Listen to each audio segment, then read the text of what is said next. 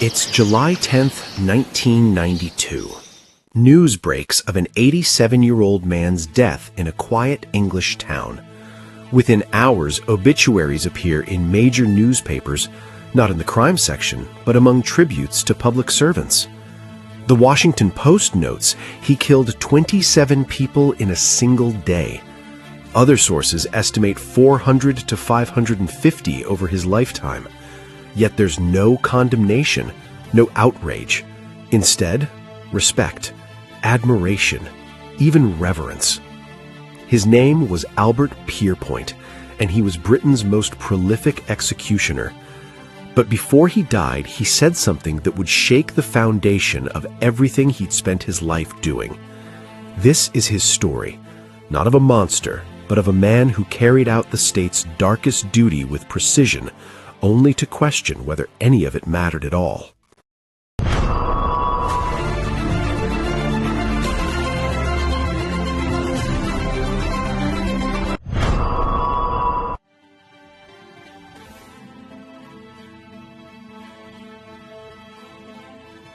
Albert Pierrepoint was born March 30th, 1905, in Clayton, West Yorkshire, into a working-class family navigating industrial England's harsh realities. His father, Henry Albert Pierrepoint, worked as a laborer and barge repairer, but in 1901 he took on a second, secret job.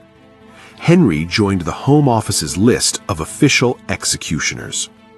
For 9 years, Henry carried out 105 hangings across Britain, perfecting the long drop method, designed to break the neck instantly at the second vertebra.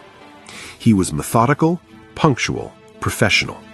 He kept detailed journals documenting every execution, notes on weight, drop distance, rope tension, timing.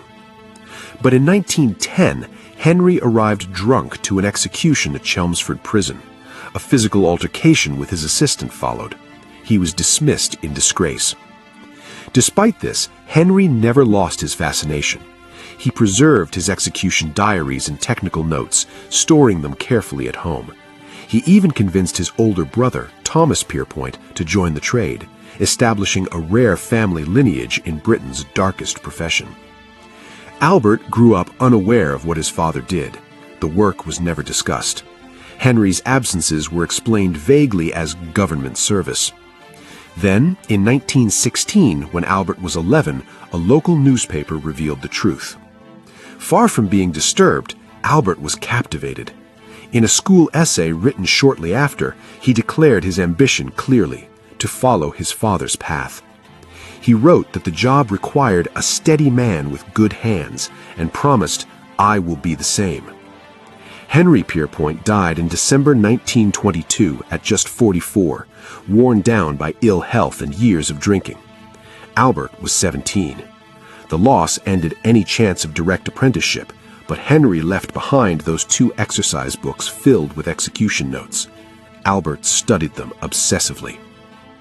After leaving school at 13, Albert worked in textile mills, then as a delivery boy and grocery assistant. These jobs provided stability, but his true ambition remained fixed. In 1931, at age 26, he applied to the British Prison Commission to become an assistant executioner. Rejected. He reapplied 6 months later, this time accepted. Albert was invited to Pentonville Prison in London for training. For 4 days, candidates practiced on weighted dummies, learning rope preparation, drop calculations based on body weight, restraint techniques, and procedural discipline. After passing evaluation, Albert was added to the reserve list in 1932. His first execution came later that year, assisting his uncle Thomas at Mountjoy Prison in Dublin. The condemned man was Patrick McDermott, a farmer convicted of murdering his brother. Albert's role was secondary, securing the prisoner's legs, observing closely, stepping back during the drop. The execution proceeded without incident. Albert received a satisfactory report. Over the next several years, Albert assisted at dozens of executions across England and Wales, often paired with Thomas. These assignments gave him practical experience adapting to different prisons, managing high-pressure situations, and maintaining the emotional detachment required. But Albert's approach differed from his uncle's. Thomas represented the old guard, formal, theatrical, dressed in black suits and bowler hats. Albert was efficient, businesslike, invisible. He kept meticulous personal notes, refining technique and timing. By the late 1930s, Albert Pierrepoint had become one of the most reliable assistants on the Home Office list. His name was increasingly requested for major cases. In September 1939, Britain declared war on Germany. Albert was 34, within conscription age, but he wasn't called up. Instead, he remained on the Home Office list, available for increasingly sensitive wartime assignments. Executions during wartime expanded beyond civilian murders. Under emergency legislation, the state could execute spies, traitors, and enemy agents captured on British soil.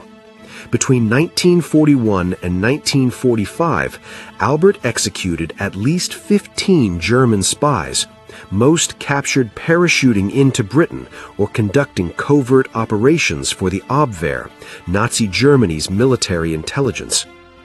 These executions were conducted in strict secrecy, often at Wandsworth or Pentonville prisons with minimal witnesses and limited documentation released only decades later. Albert approached each case the same way, swift, procedural, silent. To him, the hangman's role was purely functional, a mechanism of law, not personal judgment. The turning point came in July 1940 during the execution of Udham Singh, an Indian nationalist convicted of assassinating a former colonial official. The lead executioner hesitated while calculating the drop. Albert stepped in, corrected the measurements, and ensured the execution proceeded without error. His quick thinking impressed the prison commission.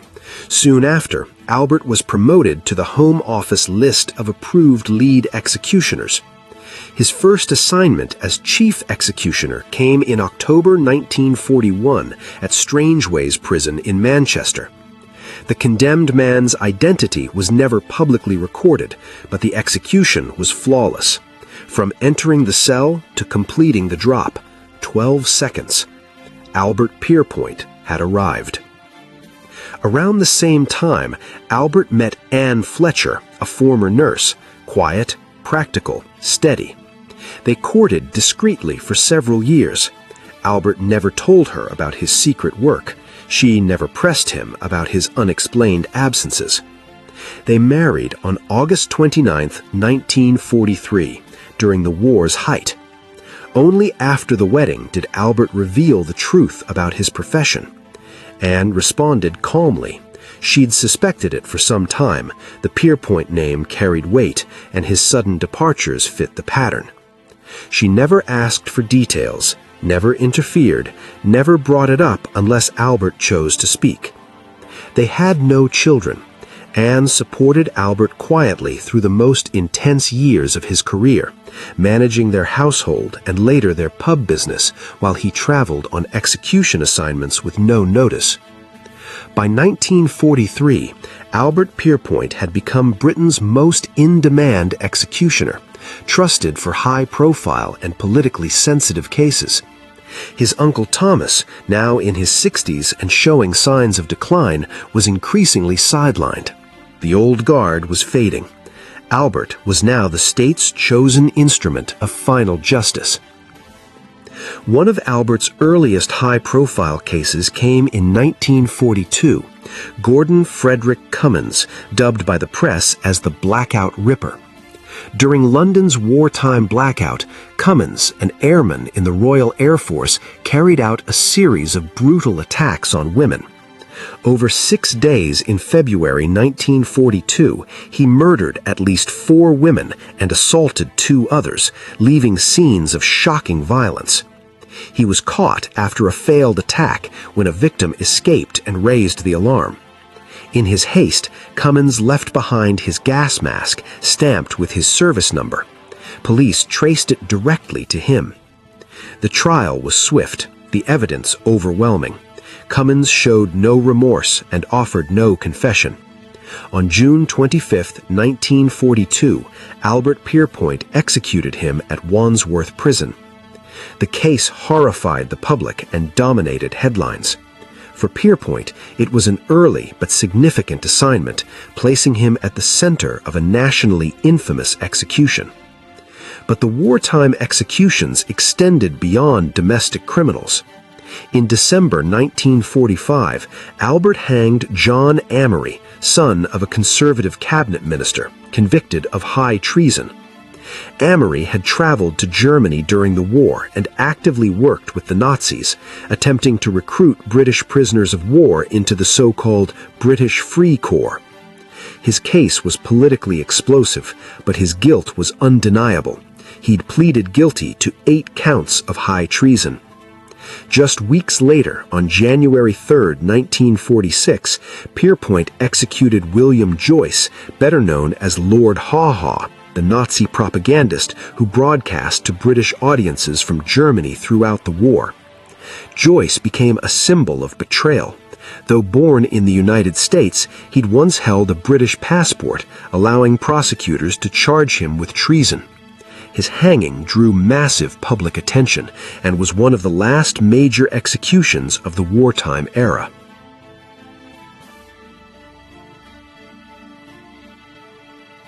After Germany's defeat in May 1945, the British government assumed responsibility for prosecuting Nazi war criminals in its designated occupation zone in northwest Germany. Among those tried were camp commandants, SS guards, and civilian collaborators who had participated in atrocities at Bergen-Belsen, Neuengamme, Ravensbrück, and Sachsenhausen. When sentences were passed down by British military tribunals, it fell to Albert Pierrepoint to carry out the executions. His selection wasn't routine. Field Marshal Bernard Montgomery personally requested Britain's preeminent executioner.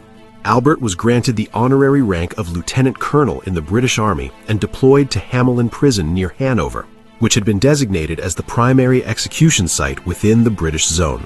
Between December 1945 and October 1949, Albert Pierrepoint executed 226 individuals in Germany. These weren't isolated assignments spread over years. This was sustained, systematic work. On some days, Pierrepoint hanged 10 or 12 prisoners in succession, each calculated using the standard long drop method, each carried out with the same procedural precision he applied in England. The most significant day came on December 13, 1945. That morning, Albert executed 14 people in succession, 11 men and 3 women, all convicted in the first Bergen-Belsen trial. Among them was Josef Kramer, the former commandant of Bergen-Belsen, known in the British press as the Beast of Belsen. Alongside him stood Irma Grace, a 22-year-old SS guard, infamous for her cruelty toward prisoners. Also executed were Elizabeth Volkenrath and Joanna Bormann, female camp personnel found guilty of crimes committed at Ravensbrück and Auschwitz. The executions were conducted in private, witnessed only by military and legal officials, and recorded only in confidential reports. Albert later described his work in Germany not as extraordinary, but as an extension of his existing duties. He regarded each execution as a task to be carried out cleanly, without judgment. His role, he believed, was simply to enact the penalties decided by others. He received no public recognition for this work, no ceremony, no commendation. When the assignments ended in 1949, he returned to England quietly and resumed civilian life, just as he had after every other execution. But this phase of his career was unlike anything before. It combined the strict secrecy of wartime service with the psychological weight of carrying out justice on behalf of a nation reeling from the discovery of genocide. Albert Pierrepoint never wavered. He performed the task he was asked to perform. He spoke little of it afterward. In 1946, after returning from Germany, Albert Pierrepoint left the grocery trade and fulfilled a long-held ambition. He became a pub landlord. He and Anne took over a pub called Help the Poor Struggler in Hollinwood near Oldham. The name, unfortunately ironic given Albert's profession, became the subject of dark humor in later years, but it had no connection to his work and wasn't chosen by him. The pub was modest but well attended. Pierrepoint became a familiar, well-liked figure behind the bar. Locals described him as punctual, tidy, attentive with a courteous manner. He had a fondness for music hall songs and occasionally performed them in the evenings. Though never openly discussed, Pierrepoint's secondary profession was something of an open secret in the community. His brief absences, always discreet, always unexplained, combined with growing rumors meant that some locals knew or suspected what he did. But no one ever confronted him, and Albert never volunteered the information. He continued working as Britain's chief executioner while running the pub. When called for an execution, he would arrange time away, usually just a day or two, without fanfare. He'd return quietly, resume his place behind the bar, and carry on as if nothing had happened. This dual life, amiable publican by day, state executioner by night, became the defining feature of his post-war years. On August 10, 1949, Albert Pierrepoint executed John George High at Wandsworth Prison. High, known as the acid bath murderer, had been convicted of killing at least 6 people and dissolving their bodies in sulfuric acid. The case horrified the British public and dominated newspaper headlines for months. High had lured victims, mostly wealthy widows, under false pretenses, murdered them, and disposed of their remains in industrial drums filled with acid. He believed that without bodies, he couldn't be convicted. He was wrong. Forensic investigators recovered enough physical evidence, including gallstones and dentures, to secure a conviction. High's calm demeanor during trial and his apparent lack of remorse only deepened public revulsion. Albert Pierrepoint carried out the execution with his usual quiet precision. The case was sensational, but for Pierrepoint, it was simply another assignment, another sentence passed down by the courts, another duty to fulfill. But the High case marked a turning point in public discourse. Executions were now becoming visible, not in the sense of being public spectacles, but in the sense that the press reported them more openly and the public debated them more fiercely. The cases Albert handled were no longer abstract matters of justice. They were stories with names, faces, victims, and families, and increasingly, people were asking, is this right? On March 9, 1950, Albert Pierrepoint was summoned to Pentonville Prison to execute Timothy Evans. Evans was a 25-year-old Welshman, semi-literate with limited intellectual capacity. He'd been convicted of murdering his wife Beryl and their infant daughter Geraldine at their flat in Notting Hill, located at 10 Rillington Place. At trial, the case seemed straightforward. Evans had confessed during police interrogation, though his statements were contradictory and confused. Later, he retracted his confession and accused his neighbor, John Christie, a former special constable and seemingly respectable man, of being the true killer. The jury rejected Evans' defense. He was found guilty of murdering his daughter. The charge of killing his wife was left on file. Despite last-minute appeals and growing public unease about the reliability of his confession, Evans was hanged by Pierrepoint in March 1950. Albert carried out the execution as he always did, swiftly, professionally, without hesitation. He knew nothing of Evans's protestations of innocence. He had no role in the trial, no access to evidence. His job was to enact the sentence, not question it. But the case would not rest. 3 years later, in 1953, John Christie was arrested. He confessed to multiple murders, including that of Beryl Evans. When police searched Christie's flat at 10 Rillington Place, they discovered the remains of multiple women hidden in the walls, beneath floorboards, and buried in the garden. Among them was Beryl Evans. The implications were devastating. If Christie had murdered Beryl, it was now widely believed he had also killed Geraldine and that Timothy Evans had been innocent. The case exploded into one of the most notorious miscarriages of justice in British history. It ignited fierce public debate, parliamentary scrutiny, and widespread horror over the realization that the state had executed an innocent man. Though Pierrepoint had followed due process and carried out the lawful sentence, his involvement placed him unavoidably at the center of the scandal. He had been the final, irrevocable step in a terrible mistake. Pierrepoint later reflected that he had known nothing of Evans's claims of innocence, nor of any doubts surrounding the case. It wasn't his place to question the court's decision, only to carry out the sentence with professionalism and detachment. But privately, the Evans case began to weigh on him.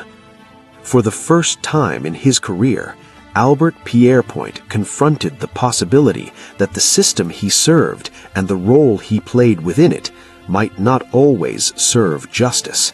On January 28, 1953, Albert Pierrepoint hanged Derek Bentley at Wandsworth Prison. Bentley was 19 years old, with severe learning difficulties and a mental age estimated at 11. He had been convicted under the doctrine of joint enterprise, held responsible for a murder he did not commit, carried out by a companion he could not control. In November 1952, Bentley and 16-year-old Christopher Craig broke into a warehouse in Croydon. Police were called. Officers found the pair on the rooftop. Detective Constable Frederick Fairfax climbed up and briefly grabbed Bentley, who broke free. According to police testimony, Bentley then shouted to Craig, "Let him have it, Chris." Craig, armed with a revolver, shot Fairfax in the shoulder. Fairfax, despite being wounded, restrained Bentley, but Craig remained at large. When Police Constable Sidney Miles arrived to assist, Craig shot him fatally. Craig was eventually arrested after leaping from the roof and injuring himself. At trial, the prosecution argued that Bentley's cry, "Let him have it," was an incitement to kill, even though Bentley was already in police custody when Craig shot PC Miles. The defense argued the phrase was ambiguous. It could have meant "give him the gun," not "shoot him." Moreover, Bentley, with his severe cognitive impairments, lacked the capacity for criminal intent. The jury deliberated for just over an hour. Derek Bentley was found guilty and sentenced to death. The verdict caused immediate uproar. Petitions gained tens of thousands of signatures within days. Widespread condemnation came from MPs, clergy, newspapers, and the public. Many cited Bentley's mental impairment and Craig's youth as reasons to avoid the death penalty. Craig, because he was 16, could not be executed. He was sentenced to detention and later released. Bentley, because he was 19, could be and was. Despite growing protests and calls for mercy, the Home Office refused to grant a reprieve. On January 28, 1953, Albert Pierrepoint carried out the execution at Wandsworth Prison. Outside the prison walls, a silent vigil was held by protesters. News of the hanging broke shortly after 9 a.m. For many, Bentley's execution symbolized the failures of the justice system, its rigidity, its inability to account for human complexity, its willingness to sacrifice a vulnerable young man to satisfy legal doctrine. The case became a rallying point for abolitionists.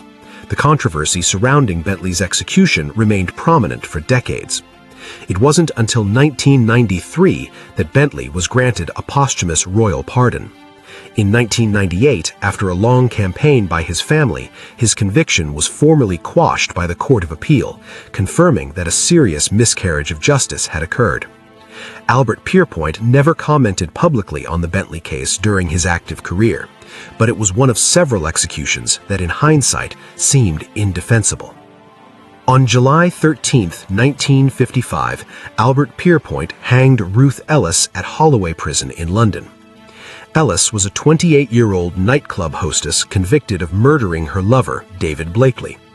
Though the facts of the case were undisputed, her execution triggered an unprecedented level of public sympathy and protest, fueled by revelations of domestic abuse and her emotionally charged motive. On April 10, 1955, Ruth Ellis fatally shot David Blakely outside the Magdala pub in Hampstead, North London. She was arrested at the scene by an off-duty police officer. At trial, Ellis pleaded guilty but argued manslaughter, citing provocation. Testimony revealed a violent relationship marked by Blakely's abuse and infidelity. Just days before the shooting, Ellis had suffered a miscarriage, reportedly after Blakely punched her. Despite these mitigating factors, the legal framework at the time left little room for nuance. Under the Homicide Act, provocation and mental distress were not sufficient grounds to avoid the death penalty unless they met strict criteria. The jury took just 23 minutes to return the verdict of guilty. The judge imposed the mandatory sentence, death by hanging. The verdict provoked an immediate outpouring of public sympathy. Newspaper campaigns, mass petitions, and vocal protests called for a reprieve. Many believed Ellis had acted in a state of extreme emotional disturbance and should not be punished with death. Public discourse focused not only on her personal circumstances, but also on the broader question of whether capital punishment was appropriate in cases of domestic abuse and crimes of passion. The Home Secretary, Major Gwilym Lloyd George, reviewed the case but declined to exercise the royal prerogative of mercy. Albert Pierrepoint was instructed to carry out the execution at Holloway Prison. Outside, a crowd gathered in silence. Many held placards. Others simply stood in quiet protest. Inside, Ellis's composure was noted by witnesses. She reportedly told prison staff she bore no ill will and accepted her fate. The execution was swift. Ellis became the last woman to be executed in Britain. The impact of the case was profound. For the first time in post-war Britain, a majority of the public expressed discomfort with the death penalty, especially where questions of gender, morality, and fairness came into play. Though Pierrepoint remained publicly silent, the Ellis case became emblematic of the contradictions within the British justice system, particularly in its handling of female defendants and domestic violence. Over time, the Ellis case, alongside those of Timothy Evans and Derek Bentley, became central to the growing movement calling for abolition. Albert Pierrepoint's final execution took place on July 27, 1955, at Walton Prison in Liverpool. He hanged Norman Green, a convicted child murderer. The case attracted little media attention at the time. It was routine, procedural, just another assignment. But it would mark the end of Pierrepoint's long career on the scaffold. In January 1956, Pierrepoint was summoned to Strangeways Prison in Manchester for what was expected to be another routine execution. But the condemned man received a last-minute reprieve, forcing Pierrepoint to cancel the appointment after having already arranged his travel and time away from the pub. When he submitted a claim for the standard execution fee, the prison commission refused to pay, arguing that the execution had not taken place. Pierrepoint appealed, pointing out that on previous occasions he had been paid in similar circumstances, but the commission held firm. He was eventually offered partial reimbursement for travel expenses, but not the full amount. Frustrated by what he saw as bureaucratic disrespect after more than 2 decades of loyal service, Albert Pierrepoint resigned his post in February 1956. His career as Britain's chief executioner was over. He had carried out nearly 600 executions spanning 3 decades. He had hanged serial killers, Nazi war criminals, traitors, spies, and some of the most controversial figures in British legal history. And he had done so with a level of professionalism, precision, and discretion unmatched by any of his predecessors or contemporaries. But now, at the age of 51, Albert Pierrepoint returned fully to civilian life, never to step onto a scaffold again. After resigning in early 1956, Albert Pierrepoint returned fully to civilian life. He and Anne left the Help the Poor Struggler in Hollandwood and relocated to Much Hoole in Lancashire, taking over a quieter, more rural pub called the Rose and Crown. While Pierrepoint's name had been circulating in journalistic circles since the late 1940s, the high-profile cases Evans, Bentley, Ellis, alongside the raging debate over capital punishment, had brought increasing attention to his long-held career. Though never officially named during his service, Pierrepoint had become a national open secret by the late 1950s. The press increasingly linked him to high-profile executions. Despite growing public speculation, he remained silent. He offered no comment on the cases that had brought him national attention. He continued to run the Rose and Crown into the early 1960s before relinquishing the license and retiring from working life altogether. After stepping away from the pub trade, Pierrepoint withdrew fully from public view. In the years that followed, as the debate over capital punishment intensified, Pierrepoint remained publicly silent.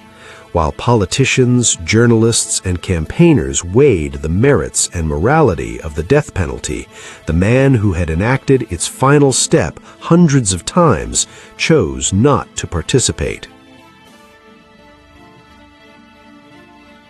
In 1957, Parliament passed the Homicide Act, which for the first time created a legal distinction between capital and non-capital murder.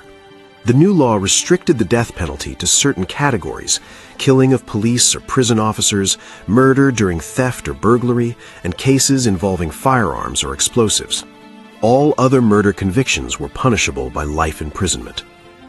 Intended as a compromise, the act only deepened public dissatisfaction by exposing the inconsistencies and arbitrary nature of capital punishment. Calls for full abolition continued. In 1965, Parliament took a more decisive step. The Murder Abolition of Death Penalty Act suspended the death penalty for murder across Great Britain for an initial 5-year trial period. The effect was immediate. No executions were carried out. The legal machinery that had sustained the scaffold began to wind down. When the issue returned to Parliament in 1969, the suspension was made permanent following a free vote, effectively ending capital punishment for murder in Britain. Albert Pierrepoint, now long retired and living in quiet obscurity, watched from the sidelines as the institution that had once defined his working life was finally dismantled. He had spent over 2 decades as the state's most trusted executioner. He had hanged nearly 600 people. He had never wavered, never refused an assignment, never spoken publicly about his doubts. And now, the scaffold was gone. In 1974, nearly 2 decades after his resignation, Albert Pierrepoint broke his long public silence. He published his memoir, Executioner, Pierrepoint. Though his identity had been something of an open secret by the end of his career, Pierrepoint had remained publicly silent for decades. He was bound not only by professional discretion, but also by the Official Secrets Act, which restricted what serving executioners could disclose. By the early 1970s, however, the legal and cultural landscape had shifted. Capital punishment was abolished. The Ministry of Justice no longer maintained an official executioners list. Pierrepoint was free to speak without fear of breaching state confidentiality. He was now a retired man in his 70s, a journalist and publisher interested in documenting his experience before it faded from living memory approached him. Pierrepoint agreed. Much of the book offered a sober procedural account of his life and duties as Britain's chief executioner. It described his training, his methods, his encounters with notorious criminals and war criminals. It was measured, respectful, and restrained. But the most significant revelation came in the final chapters. After carrying out hundreds of executions, Pierrepoint made a striking and unequivocal statement. The fruit of my experience has this bitter aftertaste, that I do not now believe that any one of the hundreds of executions I carried out in any way has acted as a deterrent against future murder. He continued, capital punishment, in my view, achieved nothing except